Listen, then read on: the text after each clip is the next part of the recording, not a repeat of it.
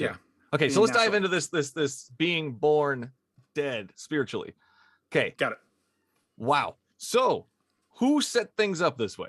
Who decided that children were going to be born spiritually dead? Who decided that? Adam. God. Adam didn't have a list going, this is what I'm going to do. I'm going to make children. Well, the reason why I dead. say Adam did is because Adam was the one that chose to disobey Who chose to God. put the trees there, though, Dustin?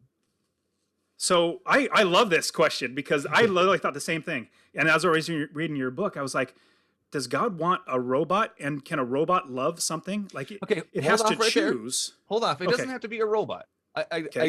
Christians like to go to that robot thing, but I think it's different. So if God knows everything, and he knows that putting his trees in the garden is going to cause the fall of man, he knows that. So who is responsible? Obviously, it's going to be the person who put the trees there. Now, he could have done it differently. He could have just kept the garden. They wouldn't be robots. They would just be living their lives without a tree that causes the fall of man. How is that a robot if you just don't put the trees there? How is that a robot? In a sense, when you think about it, they don't have an option to sin against God. So what? Why does he need an option to sin? Why does God want to give people an option to sin? That's his prerogative. That's not free will. That's just like messing with people. Well, see, and here's a big thing that I've grown to understand is that spiritually, it's hard for me, like physically, it's hard for me to understand literally everything in the Bible.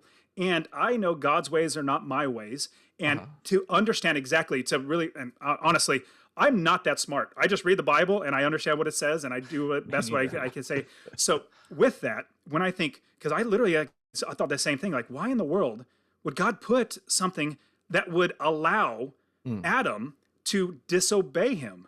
Well, in a sense, the only thing I could really come up with in my brain, and there are probably scholars that could do much, theologians that do a much better job, is that God wants us to obey him.